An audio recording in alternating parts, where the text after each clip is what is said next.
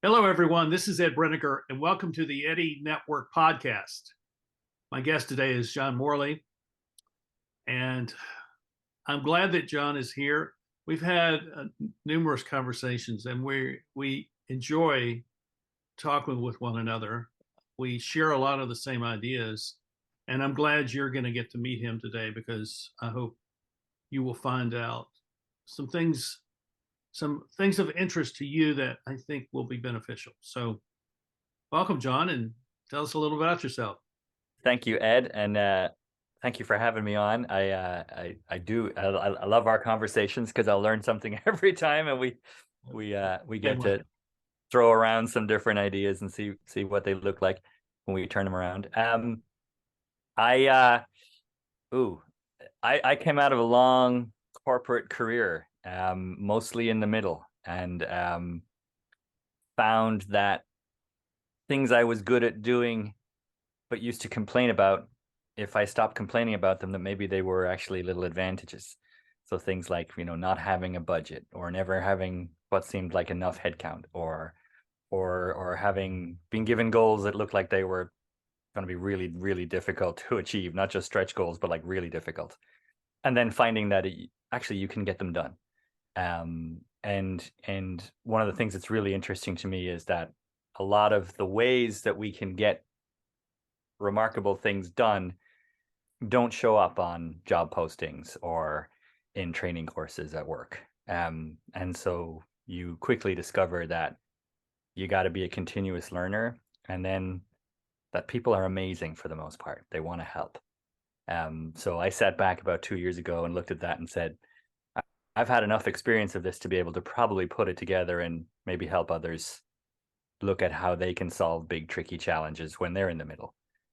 So that's largely what I do today is try to help particularly middle managers sort of understand how they try and resolve some seemingly impossible challenges, and maybe help leaders understand that that frozen middle isn't frozen. It's just doesn't have enough knowledge. And so we can help. And I spend a lot of my time learning from people like yourself and others, because you got to keep learning. Every day is school day. So that's me in a nutshell. Very true.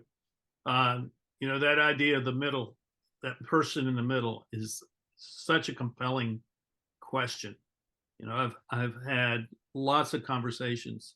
And it's interesting to talk to regional managers of national or global companies because they're being squeezed between headquarters and the local operations, and they have no uh, there's no way that they can actually succeed because the conception of the company by headquarters and the conception of the company by the retail operations are not the same at all. I mean, they're totally different, and the person in the middle has to play both ends against the middle. I love that. I remember when I moved out to where I am right now, first in California, I got a call from my boss who was on the East Coast, and he was great, one of the best people I ever worked for. But one of the things he said to me was, he said, "Don't go native." And I very quickly looked around and said, the only way I'm going to succeed here is by going native. So, it's that respect for what we were being asked to do, um, and listening to how we were being asked to do it, but understanding, yeah, we got to make our own decisions about how we do it, because what he sees and what we see are not the same. Um, Why don't you describe for us, and I'm particularly thinking about people who may not be in a corporate environment, what it means to be a middle manager. Let's just use that terminology. A middle manager in a corporation where you have executives above you and you have people that work for you or your direct reports below you, and you're in this band of structure in the organization. Let's describe a little bit about what that's like and what is the what is the purpose of that level of structure within a corporation? yeah. Ooh, that's a yes. I am happy to do so, and I'm trying to strip away much of the well, let's say this. I'll try and be objective about it first before I get sort of heavily subjective about it. I mean, you telling your story, I think, is illustrative of what this is about too. So Either way Yeah. is fine. It's all fine. It's all fine. Well, I think when you look at I look at organizations and loosely say there's sort of those three layers. There's the leadership layer, which sets the strategy uh, and the direction for the organization. Um, and then there's a layer which I'll typically call the bottom, which is where we have people who are using their skills and competences to actually get work done. Um, and then there's that layer in the middle that takes those strategies and directions and converts them into programs of work. And for the most part, they will have come up from having worked in that organization. So they have, cultural knowledge, contextual knowledge. Mhm. They'll have a good network of people. Um, and if I give an example of, like, for instance, salespeople, if they've been really good salespeople with that set of skills, oftentimes they're actually given a sales management role. Um, and there's an assumption made right there that because they were good at selling, they'll be good at managing. But they're two completely different skill sets. So there you start to see some of the challenges that happen in the middle, is that people who come up through promotion sometimes end up in a place that they don't have the relevant skill or competence. And then you get a lot of things like anxiety and frustration and fear. And some people have that way about them that they're happy to learn and share their vulnerability with their teams. And that makes for a pretty positive work environment typically. And others land in a situation like that and feel the pressure and decide that they need to control.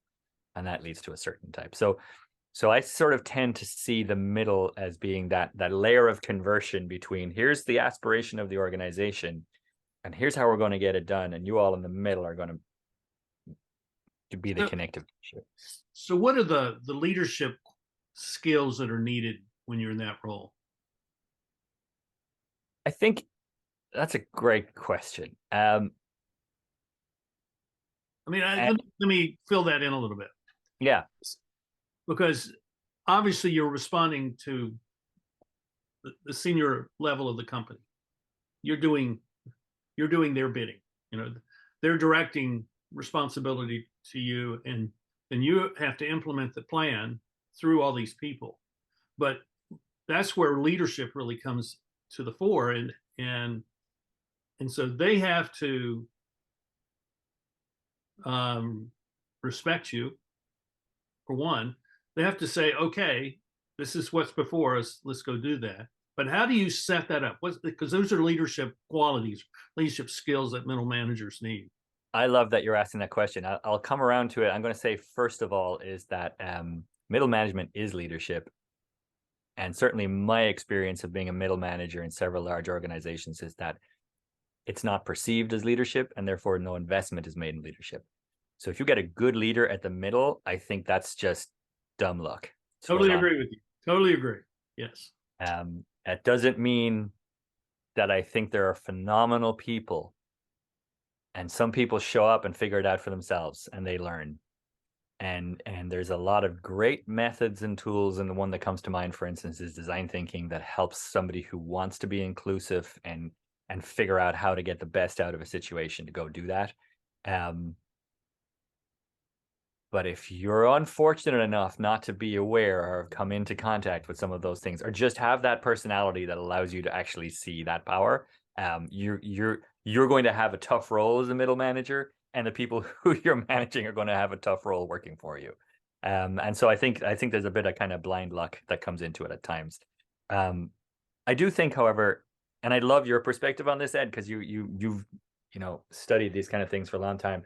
I think each of us innately has a natural ability to bring people along. And sometimes, and I'm picking my words carefully, and I might get them wrong, but it's having that trust in yourself, Mm-hmm. to seek.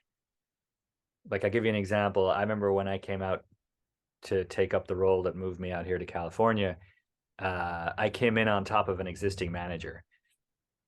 And very quickly, there is, am I going to upset this person, or can I make them feel like I'm here to help them? And I was fortunate enough to realize that I would never have the knowledge that this person had. And that if we were going to succeed, it was by enabling this person even more. And so I was able to go to them and sit down and say, what do you know? What should we be doing? Because I know what I've been told that we should know what we should be doing. So how do we connect the two? And we had a great run. But again, I think that's a little bit of a mindset. Are you fortunate enough to know that that's kind of how you can succeed, or are you carrying the weight of I've got to go in and show people what's what? And I think innately as human beings, we all have that ability to bring people with us. It's whether you've been given that room and space and time for yourself to appreciate that. How does that Yeah, sit? I'd yeah. love your thoughts on that. Well, I describe. I came to begin to describe the layers of an organization in terms of facilitation. So the senior level role, in addition to everything else, is to facilitate the leadership of the entire company. And the middle manager's role is to facilitate the leadership of their direct reports, people that work for them. And if those people are like sub middle managers, the people that work for them. But so you have to have this idea that from the bottom up, there's a set of leadership skills and leadership values or leadership perspective that is being developed in these people that then permeates, rises up through the system to the senior level. And that's the way I have come to see it. Now, I came to see it because I saw it missing. Yeah. I was thinking, why is this? Why are these people at the bottom of the structure of this organization so talented and so good, but this organization is not functioning well? Yeah. Why is that? I'm asking that kind of question, and it's because people down here are not getting the kind of support that they need or the training that they needed. And that was because of a perception that they weren't leaders, that they were just to do work, that's what they were there to do. There's a button here that we can press very easily at this moment, and I love it. And I'm gonna say it, and you can decide whether you want to go into it or not. I want to. I can tell already. You touched on something there that I've become very fascinated by, and it's this idea of personal freedom, and that is that we all have the ability to be free. And I view freedom as being sort of the agent of your own experience. No matter where you are in an organization, you have choice.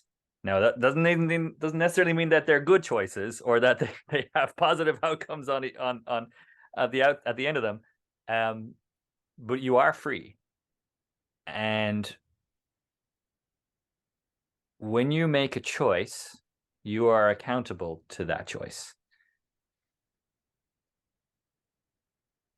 And I think some of the best leaders I've ever worked for are people who make an informed choice and are accountable for it. And they come to the people who work for them and they say, this is the choice we're going to be working towards. And sort of, let me have it. Tell me what you think. And I'm prepared to listen, because at the end of the day, my job as a leader is to make a decision. And there's, in that sense, I would call that mutual accountability. So you're allowing yourself to be placed into a relationship where you are accountable to the people that work for you. Yeah. And that's a tough thing to accept, because we're used to everybody being a boss, not a co-facilitator of leadership and impact. I bring this up right now because, before we got started, we were talking about machine learning and artificial intelligence, and all these things. And that they're not any more intelligent. There's no intelligence in machine learning beyond what it's been told to go and learn and what data it's consumed. But it moves at such a pace that we actually have to be to participate in it and not be controlled by it. We actually have to be into things like continuous learning and awareness, and actually sort of starting to look at those things. You talk about the mutual accountability, which is to be able to say that if I want to retain that agency, my freedom, it is interdependent. It is not independent. I cannot go out on the reservation on my own and shout at the sky and go, I am free, because you are there in that moment because there's nothing around you. But we live in a world where there's stuff around us that we interact with. And so for me, these themes of, I love that what you raised about the mutual accountability in an interdependent world. Mhm. That's where our definitions of freedom and agency are right now. And so how ready are we for those things? And I know this is veering off your topic of, so to an extent, explicitly veering off middle management, but I think this is where you see really people who are really good in the middle are people who can hold that mutual accountability in place. I think that's the Are key. they able to see things that nobody else sees? Oh, absolutely. I love that you say see. I'm borrowing from some of my design, thinking, learning along the way. There's a great company out of Pittsburgh called Luma, and they look at design thinking and they say there's 3 phases to it. There's observing, understanding, and making. And before you try to understand and make, you got to observe. And I think middle management, people who succeed, are good at observing. They're good at partnering around understanding, and then they're good at partnering around making. But I think you have to be able to see, because you're in that sense where you can see where all the strategy is if you know how to look at it, and you can see where all the capacity is if you're good at looking at it. So what do you think are the preconditions for being able to observe within a kind of a company context? I mean, you have to be. I mean, you just don't start from, oh, I'm going to go observe. No, you've got, there's something Yeah, that exists before that puts you in the position where you can observe. What do you think those things are? I think that's a great question. I mean, I think there's two there's 2 layers of that. One is, Yeah. well, I can tell you a story which explains it, which in my case, it was being given a management role and a goal, and absolutely not having the resources to hit the goal. And so having to consider, okay, well, if I had those resources, how would I go about it? And you get a sort of an audit of all the things you would need to hit that goal, and then look around and says, okay, what other team or group actually has those things or those people, and can I borrow them? So that was kind of one way of looking at it from a story perspective. The other one is, and it seems like counterintuitive, is to slow down and smell the roses a little bit. Before jumping straight into action. And this is a hard thing to do, but can you sit back and just give yourself the luxury of just watching what's already there? And again, something you and I have talked about is that idea of, can we sense the system that's there Yeah. before we try and do something about it? And this is a piece I learned from you, right? Is to sense it first. Because it might surprise you, and there might be far more of it there, and what it really requires is you to come in and help orchestrate it, rather than diving into, here's what we're going to do. Yeah. I think that I'm going to go out on a limb in what I'm about to say, that you could be the least trained person on the planet, and if you have some modicum of skill at observing and identifying what's going on, you're going to be okay. When I started my consulting practice in 1995, I had never been a consultant. I didn't have a program. I'd never run a business. I didn't know anything other than I knew how to talk to people, and I knew how to talk to people in such a way that they talked about their problems. Mm.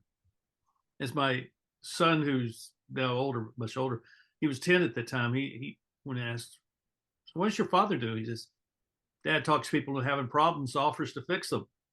And that has turned out to be an accurate statement. But what I didn't know that I was seeing was patterns. So being able to see a pattern, something that's repeated over and over again, and then seeing it in a small business and in a corporate business, that same pattern exists. There's a spectrum there. All of a sudden, that becomes a pattern that you can bank on. You can take with Yeah. you wherever you go. I love that, and we've talked about that being sort of timeless and unconditional and universal. Yeah, yeah. I had a There's two things coming to mind for me. One is I'm gonna say this because this is my sweet spot, and so it suits me absolutely Good. self-serving to say this I is, like hey, that. guess what? Maybe observation, to your point, is the most critical point or skill set for a middle manager. It may well be, because you rarely have the resources you need to get the thing done. And so that may be. I want to give you an example that came to light for me very recently that of what you just said. Was we were doing work with a company, and I should just front end this. It's in my mind, when I look at work that's being done, I see layers. And so if you think of like a store, there's the person at the front of the store who greets the customer walking in. There's the person who is maybe at the cash register, who engages it with the customer at the sale. Excuse me. There's the person in the stock room who's actually going off to get the thing, may not actually ever talk to the customer, but they're part of the chain. So there's layers of the process. And I think that whichever layer we are in, we don't necessarily see the whole system. And so when you get into a room with a bunch of people to brainstorm something, and you say, how many variations of something do you have? And everybody writes it on their Post-it note. In a project we did recently, people came back and we had 256 things that they Wow. supposedly supplied to their group.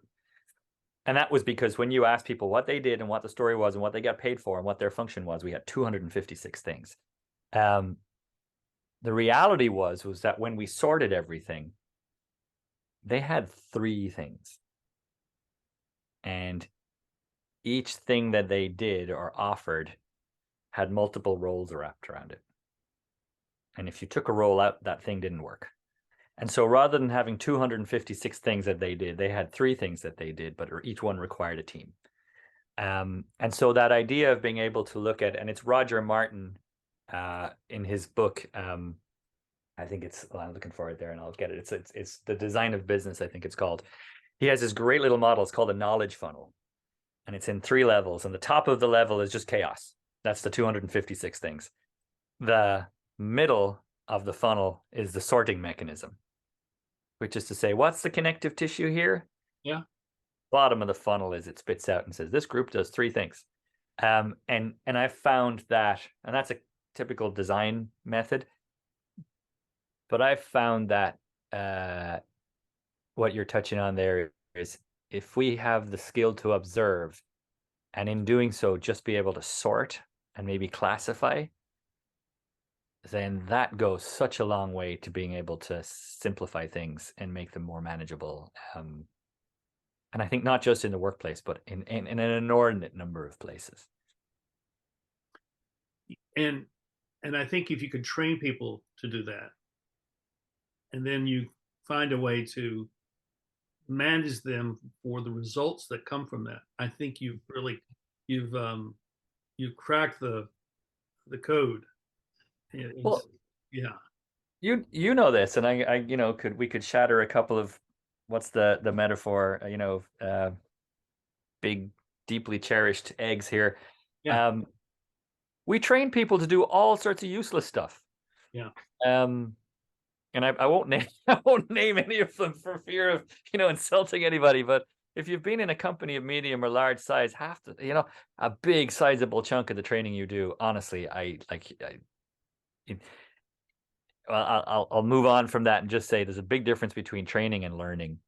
And if we could teach people to learn, or we could help people learn for themselves. Sorry, I should Oh, That's well, I'll give you an example that of this that happened to me just the other night, and this will prove that this is not relegated to middle managers or to guys with either silver or no hair. You know, it's really for everybody. So I was visiting with some friends, a family.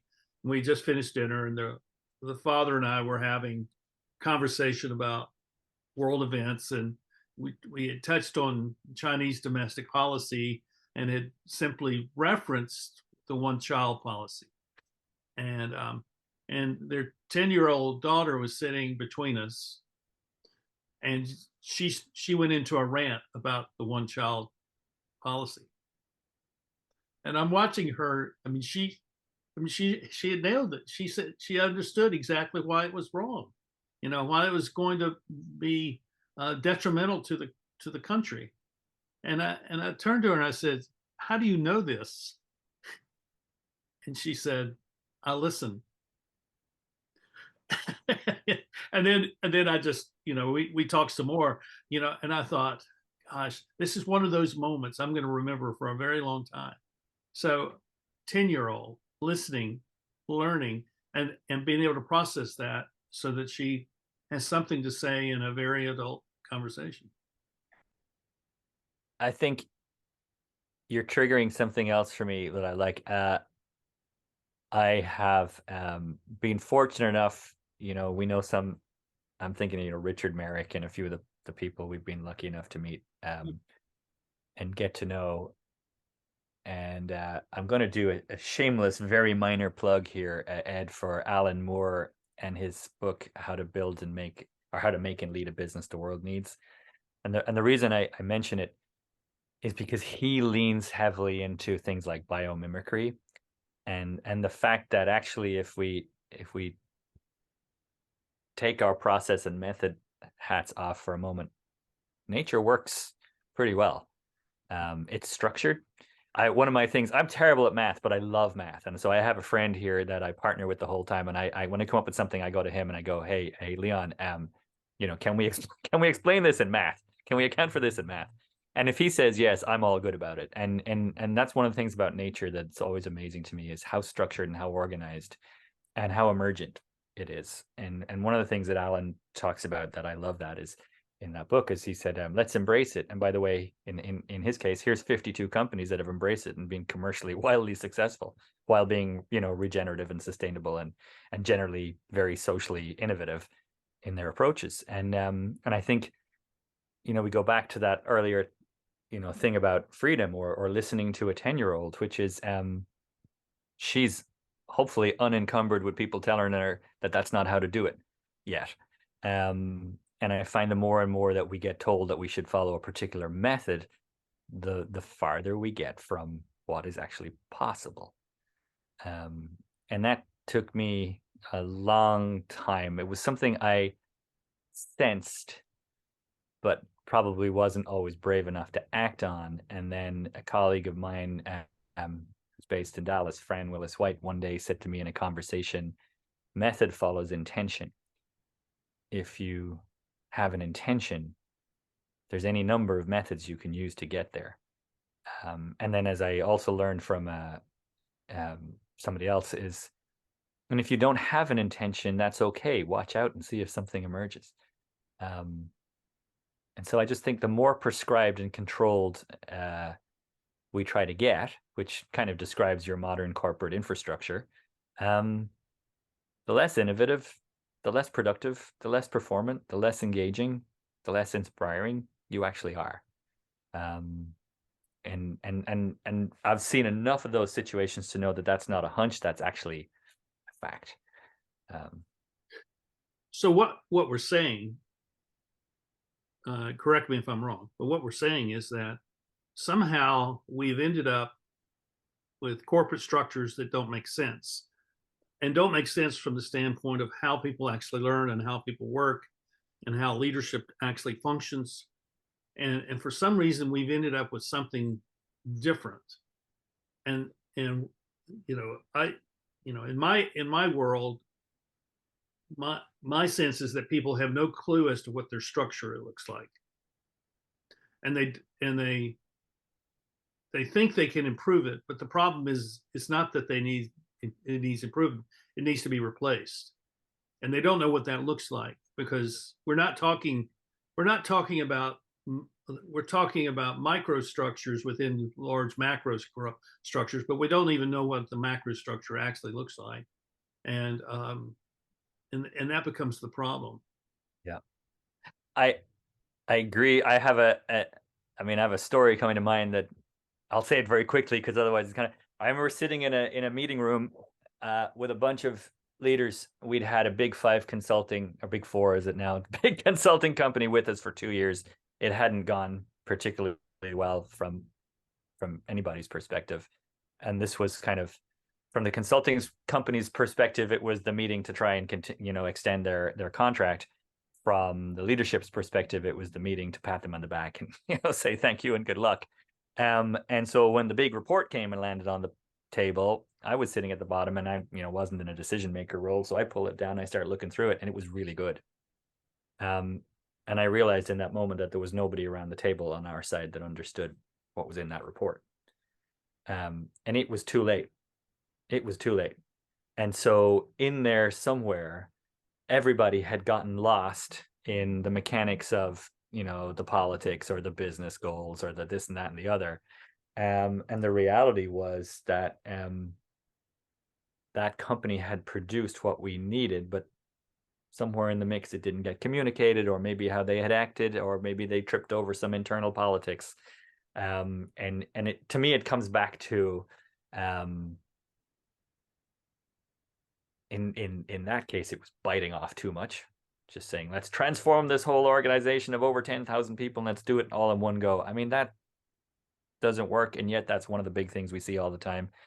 And it was also that skill, like you said earlier on, of observing. And then what follows observation is trying to make sense of what we've just seen. And again, these aren't skills that we see more of it now, because you'll see it in things like design groups and innovation groups inside companies, but they're still typically in an ivory tower. Whereas every middle manager and everybody that's underneath them is innovating every day. And the people above them are innovating every day. And what I mean by innovation in that sense is there's a classic model, I'm sure you're familiar with, this idea of the 3 horizons of innovation. And the first horizon is what we call the known knowns. The problem is known, the solution is known. So it's all about how do we make more money? How do we get more effective, more productive? The second horizon is the transformation horizon, is we're going from a situation that is known into one where there are unknowns. We would like to manage that as gently as possible, but we cannot make any guarantees.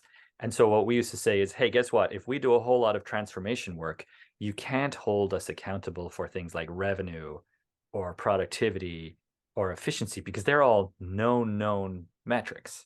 Right. And that right there is a huge disconnect straight away, where pretty much every team in a company is held accountable to numbers as metrics, except maybe sales, right? And in those situations, you kind of go, well, hold on a second. So you're telling me that at least 50% of my work isn't measurable, but you're holding me accountable to it, but in both ways, right? So, and those are the kind of things where you kind of go, referring to earlier, as we were saying, the system isn't helping us. The processes aren't helping us. Yeah. And there are ways of untangling them. That's my point. And the third innovation, third level. The third is unknown unknowns. I mean, this is the classic Donald Rumsfeld quote from 20 years ago, right? And this is where, and I've got a whole lot of friends who are designers, so they look at things like foresight and futurism, and just trying to imagine what would it look 3 to 5 years out. We're not going to build any castles over there yet because we don't know whether the ground is solid. Right. But what are the indicators? If I might, I'm going to touch on something very random just because you triggered it there. A lot of Horizon 3 innovations about really good storytelling. Yeah. One of the little things that's giving me a little bit of hope at the moment, you talked earlier on about being hopeful, so I'd love to hear, your thoughts on that. I like to watch TV. And I'll give an example of having watched Game of Thrones for years, which was great fun and hugely violent, and didn't require a whole lot of deep thinking to sort of follow along. Um, I'm not saying that the violence was fun, but it added to the excitement of watching the show. But where I wanted to go with this is that the follow on prequel show that they've made is actually a lot more thoughtful and Yeah. slower, and focuses the feminine energy this time on problem solving rather than sex and violence. And I think that's interesting. And it's not the only TV show sort of where I've seen this transition take place. I was interested to see the difference between the zombie story of The Walking Dead versus the zombie story of The Last of Us is very different. um and so I'm curious, are we waking up to in our, because I kind of see sometimes that our popular culture is a really good barometer of mood. um just a thought, it's very random, but Well, I do think there is a cultural shift taking place. I don't think it's at the point where there is labels that can be applied to it, which is a good thing, which means it won't be marginalized. Um, it won't be monetized.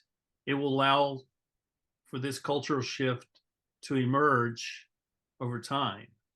And I think that what I'm going out on a limb too, because this is something that I saw and I've seen in organizations, and I came to call it it's a long phrase, and it's really about the culture of where the culture of a company comes from, and we could say that it's also where the culture of a nation would come from. So I talk about the persistent residual culture, a persistent residual culture of values that persists because it resides in the relationships of people. And I see that, and I've seen that in organizations, and I've seen it in large corporations where the people that work there love working there, but they're so disconnected from the senior executive level, the C-suite, that there's almost two companies operating, and and and the company can continue to function at a high level because of those people in operating within that residual culture of values. And it's almost as if the people at the very top are less relevant than ever before, or maybe not ever before, but they're becoming less relevant because they're just kind of moving things around without it ever landing in a tangible way that actually allows for people to say, okay, now we can work with this and we can take it here or we can take it there. And it seems that it's an incomplete thought at this point, but I Hmm. see this as kind of one of the dimensions of what's going on in the world today. Oh, I like the thought. I'm gonna be thinking about that for a while. What triggered for me as you said that is uh, a question.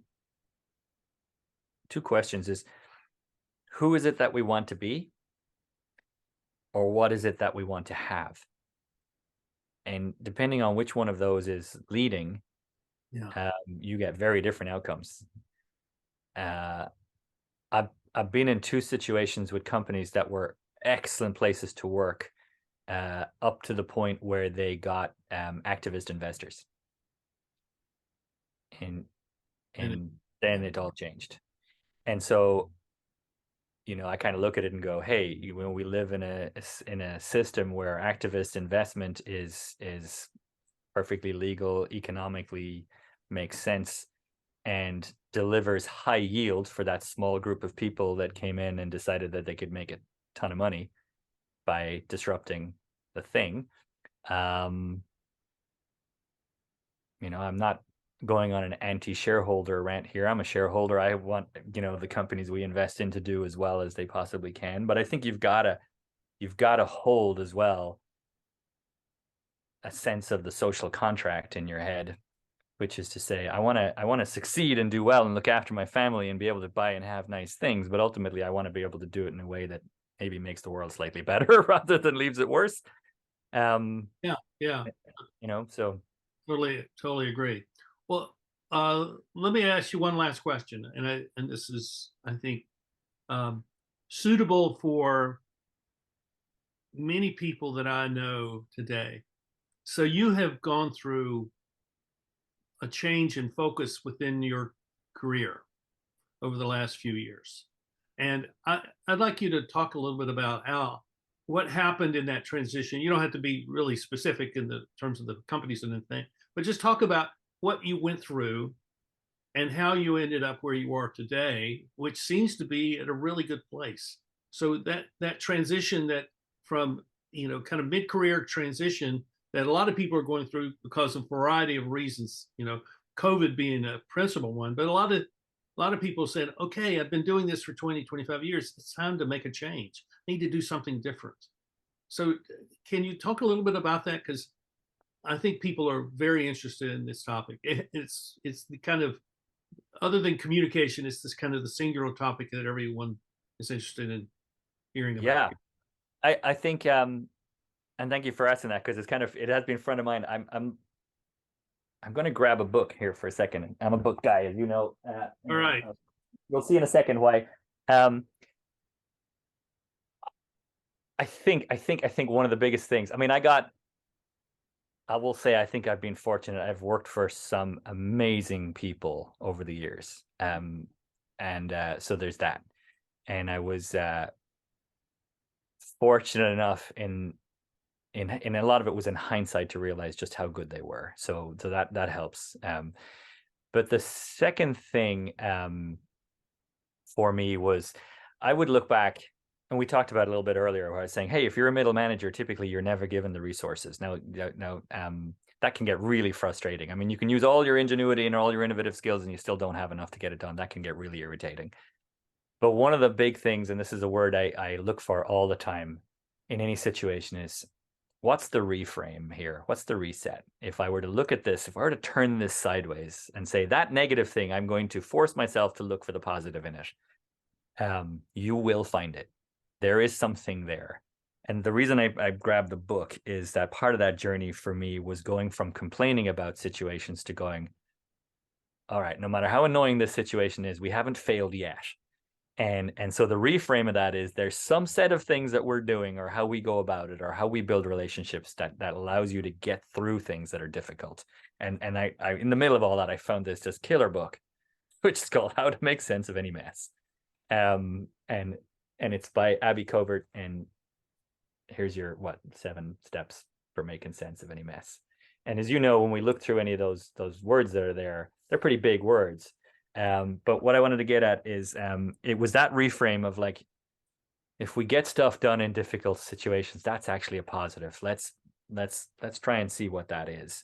The second thing I became super aware of, and I'm borrowing a phrase here from Fran, who I mentioned earlier. She has a phrase that I love called connecting to cause. And I look at that in sort of 3 steps. And the first connection is connect with yourself. Get to know yourself. Who are you? What inspires you? What drives you? What type of person do you aspire to be? Where are the signals of that? Get a little coaching, find out about yourself. Because when you learn about yourself, you get way better at the second connection, which is finding others that you can connect with. And if you're open-minded, you will learn all sorts of stuff when you connect with others. And that is a real joy. I mean, that's one for me. I don't say that word joy to be sort of cliched or whatever. It is absolutely rocket fuel. When, we've had these conversations, and I'm like, as recently as yesterday, you said to me, hey, turn that thing you wrote and just do this and see what it looks like. And I was like, oh my gosh, it's completely different, and it's way more powerful.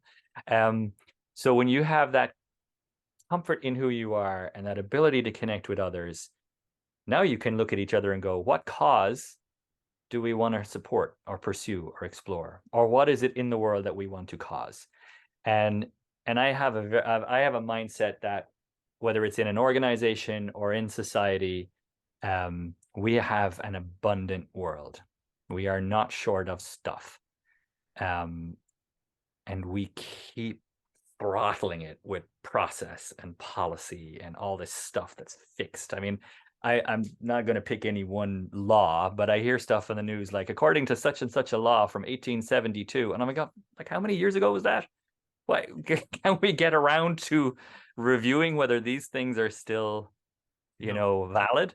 And so I just look at that and sort of say, that phrase "connect to cause" is really, really strong for me. And so that has been that journey of saying, and I will share this with you, Ed, and I know this will be familiar to a lot of the people that it might be listening or that you talk to, is it doesn't always pay well. There's a lot of risk associated with it.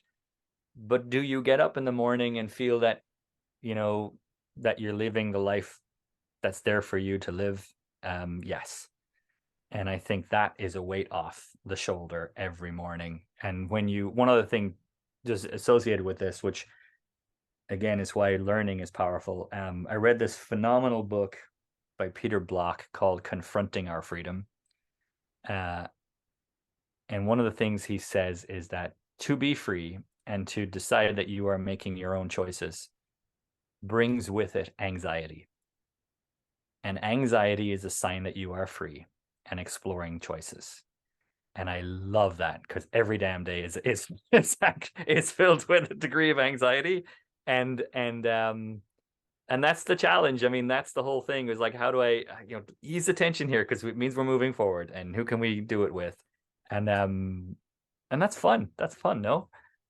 Yeah, it really is. And the whole core of my leadership thing is that all leadership begins with personal initiative, and personal initiative is just another way of talking about human agency. And human agency is that ability to make evaluations and say, okay, I'm going to choose this, I'm going to go in this direction. And that may mean, okay, I'm going to leave the company I've worked for 20 years and I'm going to go do something new. And that sometimes we're forced into that. We get fired. I've been fired. Or we go through a loss. I mean, we go through some kind of loss. We lose our business, or our marriage ends, or something like that. And so we can look at that as a negative, or we can look at that, okay, I'm in transition. So where am I going to go? What's my intent? What do I want? And maybe we don't know right away. So I think picking up on a refrain that keeps coming through what you're saying is that we put ourselves in a position to learn. We go read some books, we go talk to people, we listen, we observe, we watch, we kind of assess what's going on. What do we see? What is it I like? What is it I don't like? All of that process is going on, and somehow an opportunity will show up at your doorstep, and you'll say, "Oh, so this is what I'm supposed to go do." If I might, I love what you're saying there, and a thought that triggered for me, and again, it's something you had said to me yesterday in the comment on the article. Because I had worked in technology for so long, and there was only 5 or 6 vendors that competed with us. It was very easy to have a sort of an absolute view of the world. Our thing is the best because this is the best way to do it because. And so it took me a couple of years to get my head around that actually in life there is no best way. There are ways. And it's the one that works for you that is the best way. And where I'm going with this is that, and you raised it yesterday, there are, however, things that are timeless and unconditional. And they're worth finding. And they're out there and we know them. And and just listen to them. That's the thing, I think. Well, John, this has been great. I know we could go on for another couple of hours, and I think we'll come back and we'll talk some more about these things. I'd like to talk more about machine learning and AI. I need to learn some more about that, but you've got some, and I have a couple of people who are going to be interviewed here on our podcast who are experts in this, and so I will. One of the things I'm doing here is trying to learn from people who I think are smart and has something to say, and I want to share that with other people. And so I'm grateful for your being here. And if I right and 100% right back at you, and I left this little piece to the end because it's such a fun. I was going to say coincidence, and then I've got lots of friends who say there are no coincidences. So I mentioned a couple of books throughout the chat. This was the book that got me going. which Um, was Generalist by Kenneth yeah, and Richard. Um, it's a great come, book. come And to find out you're in this book, I'm gonna get which I the book, started to read in 2016. and I've already interviewed Kenneth Michelson, who's the co-author, and I'm interviewing Richard Martin, who's the other co-author, fairly soon. I think it's next week, maybe it's this week. And Well, so I'll give that a shameless plug. I think this is a book everybody should read, especially if you're a middle manager. It's just, but in like, it's a fantastic book. and if you heard the podcast I did with Kenneth, he will say that every generalist needs to be a specialist in some area.